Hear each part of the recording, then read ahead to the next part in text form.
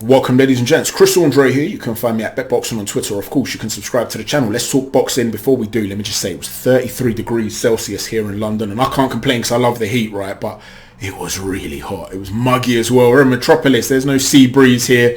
It was too much, man. Anyway, it's now late and it's becoming even more humid, even though the temperature's fallen very slightly to about 30 degrees if the thermometer is to be trusted. It is hot, man, but I've had to close all the windows because the microphone is picking up sounds from outside. So if I end up just croaking right here in front of you, dropping down dead from the heat stroke, then just bear in mind that I gave my life to bring you guys Artur BETERBIEV and Joe Smith's preview. So please bear that in mind and appreciate Chris Andre for his dedication.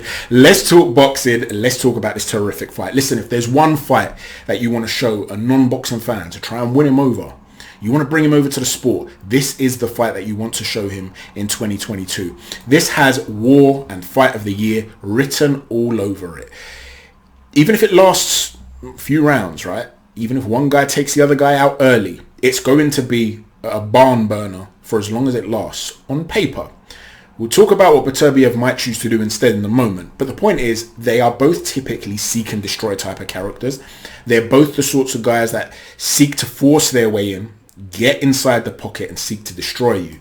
Now, BETERBIEV is very well schooled. He has an incredible amateur pedigree, a European gold medalist, amateur gold medalist twice, and a world champion. Gold medalist once. He's also a silver medalist at the Worlds. So you're talking about a highly decorated amateur. He beat and dropped Kovalev on a couple of occasions. And bear in mind, Kovalev went on to have what was a Hall of Fame light heavyweight career. So BETERBIEV is the real deal. Nobody's ever survived the final bell against him. He's knocked out everyone he's ever fought. So this guy is the real deal. He's no joke. We know that he's a very, very dangerous character. He will step in behind a very thudding jab and he'll have it quite low and he'll push off into it. He'll launch into it. He really steps into that shot and he commits to it. And he's shuffling his feet forward, but he's lighter on his feet than people give him credit for. He can get on the back foot and box a little bit. So it'll be interesting to see if he decides to use that amateur pedigree and box against another guy who's also a physical specimen, a real monster in there in Joe Smith, or whether he's just going to go out there and seek to employ all fire tactics and go for it. You know, Artur BETERBIEV, to use an analogy, let's use the analogy of gravity. If I was to take, and I would never advise anyone do this, right, because you're going to end up going killing someone. But if I go and take a pencil and I take it to the 4th floor of a building and I just let it go, the lower it gets, the more velocity it picks up as it's dropping. So if I go not to the 4th floor, but I go to the 20th floor of a skyscraper and I drop it again, it will generate more velocity. It will be faster than the 4th floor. The more it drops, the more speed it picks up, as long as the object is aerodynamic, obviously. That's how BETERBIEV is. He starts somewhat slowly, and as the fight goes on, he becomes faster and faster and faster, more intense, and he breaks you down. He has been dropped on a couple of occasions, and one of these reasons is that he's so offensively minded at points that he can neglect his defense. He's been dropped by Page, he's been dropped by Callum Johnson, who decided I'm going to meet fire with fire early on. And I liked Callum Johnson's approach. I saw the fight again last night. He might have got stopped earlier than a lot of other BETERBIEV guys, but he had more chance of winning than anybody else because he thought, you know what, while this cat is still cold, I'm going to try and skin him. I'm going to try and take him out now. I don't want him to warm up. I don't want him to get into that rhythm. I want to catch that pencil the moment it's dropped from the window. I want to be on the floor below ready to catch it. I don't want to be 20 floors down and then having to try and catch it. It's going to pierce right through me. That is the error that a lot of people make. I believe you have to get at BETERBIEV quickly. And one of the things that he does when he steps in, if he gets your back up against the ropes, he's very, very good at using misdirection and using his hands and his first shot, his opening shot, to basically blind you. He'll throw a feint, or he'll touch you, or just have his hand in your periphery vision, in your central vision, and then come up with another shot down below or around the guard or something like that. But if you're expecting that feint and you're just waiting for the feint to react to the backhand, he will just decide to lead with a power jab, and that power jab is serious.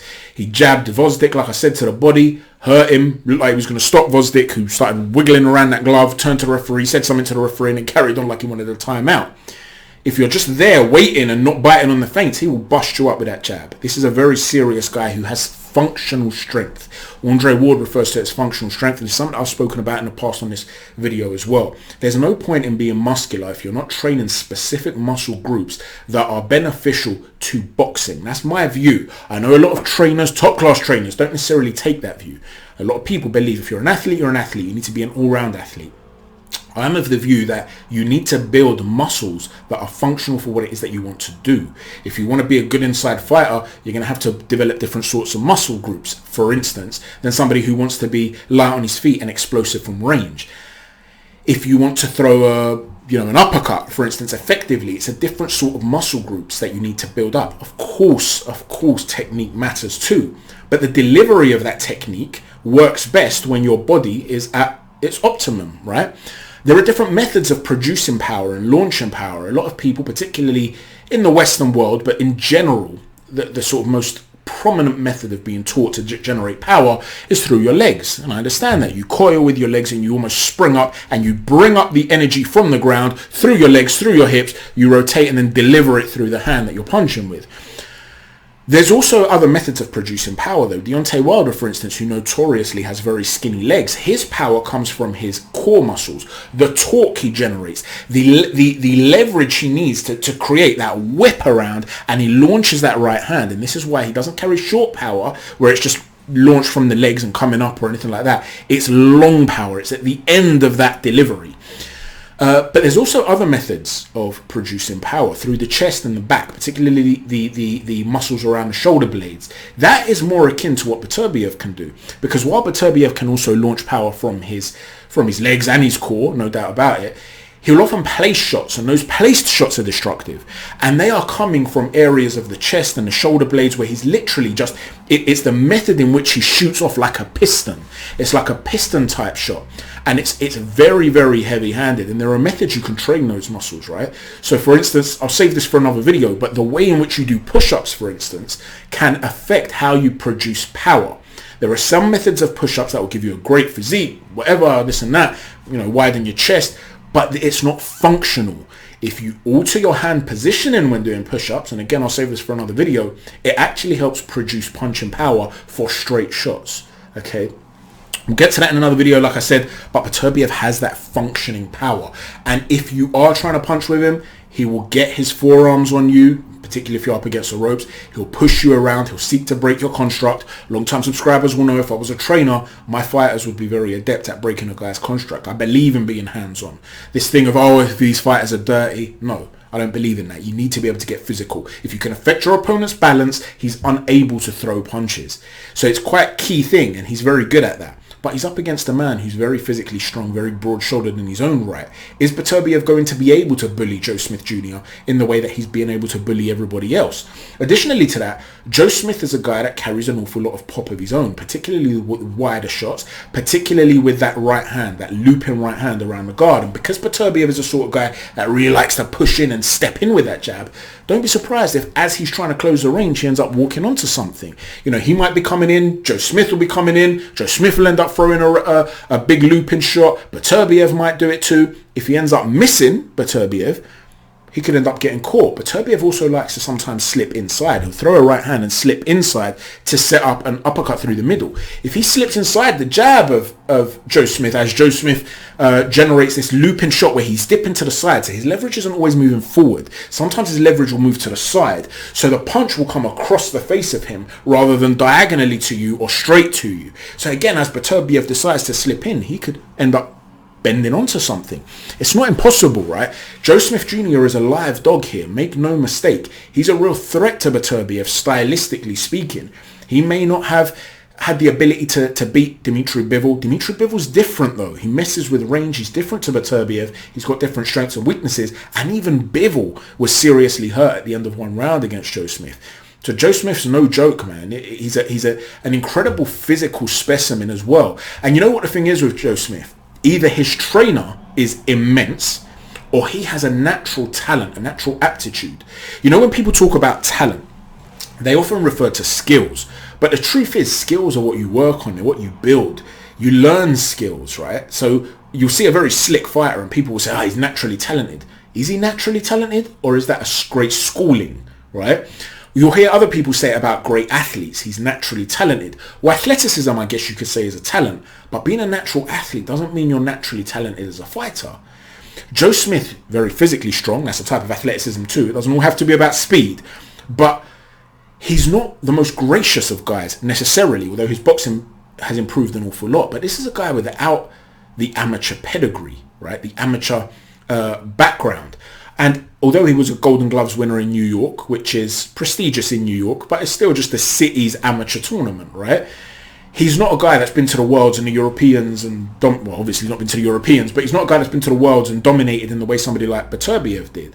So there's a different sort of level of pedigree we're talking about here. To use an analogy, the other day Talk Sport, the British radio channel, put out a tweet to ask who was the best African player of all time. And on my Twitter account, I had a discussion with a few people of African origin who were, giving me their opinions. It caused a couple of debates in there and stuff like that.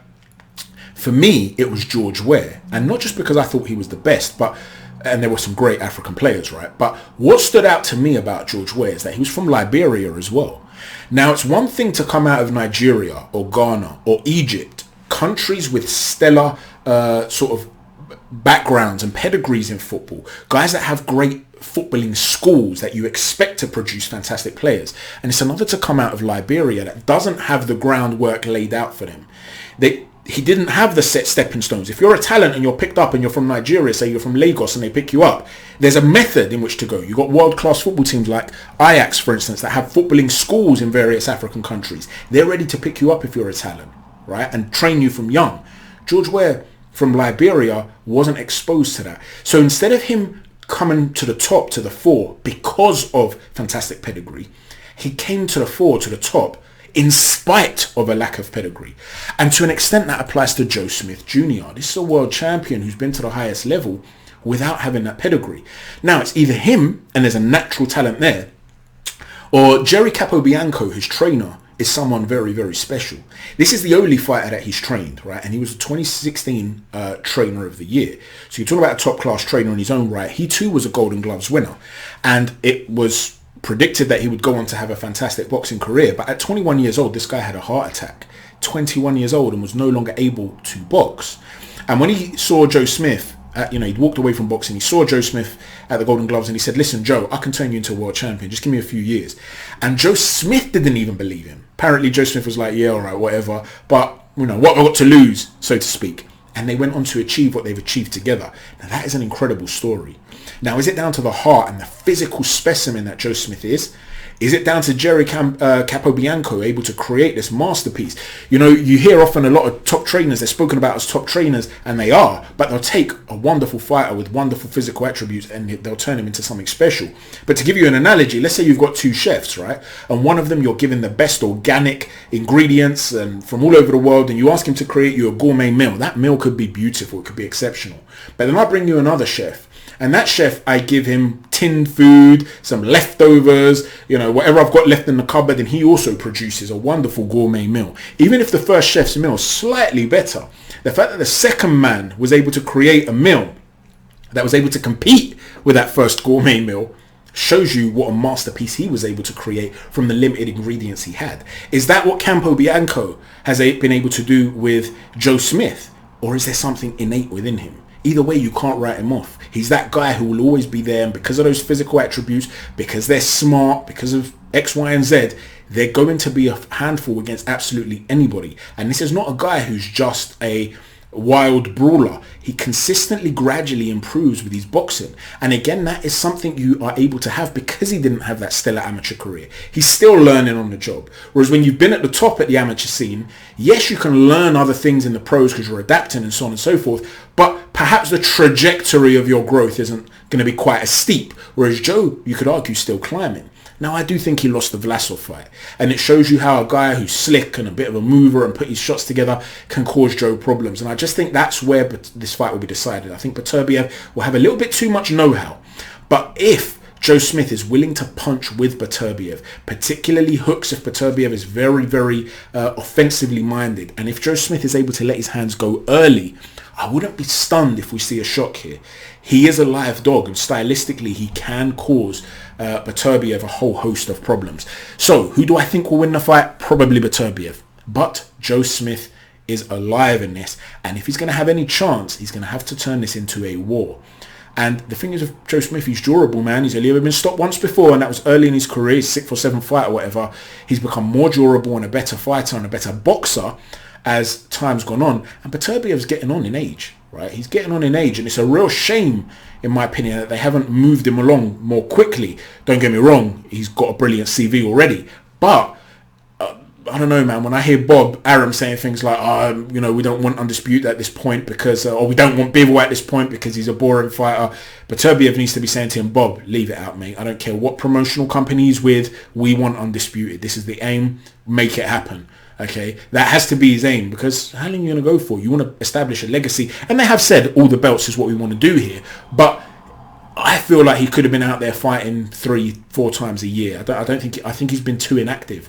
And I wonder if you're that inactive and you're at that age, bear in mind, I'm not saying 3-4 times a year against the very best, right? Even if they keep busy fights. It's a guy that needs to be working on certain reflexes, and I understand at certain ages you might need time to recuperate more and stuff like that. But nonetheless, be active against lesser fighters. At that age, you need to be on it. You know, you don't want to be leaving something to rot. And so I'm wondering, what happens if this becomes a little bit harder than Beterbiev anticipated? We've seen him dropped. What if he walks onto a shot by being too aggressive? Let me know what you think. How do you think this fight's going to go? I will try to bring another video tonight as well, by the way. An update video about all the things that have occurred in the news this week, in the boxing news. I'll also try and upload that. Let me know what you think about everything we've spoken about. Take care. Chat to you soon. God bless. Please hit that like button with a jab, the notifications button with a right cross, and the subscribe button with an uppercut. Take care. God bless.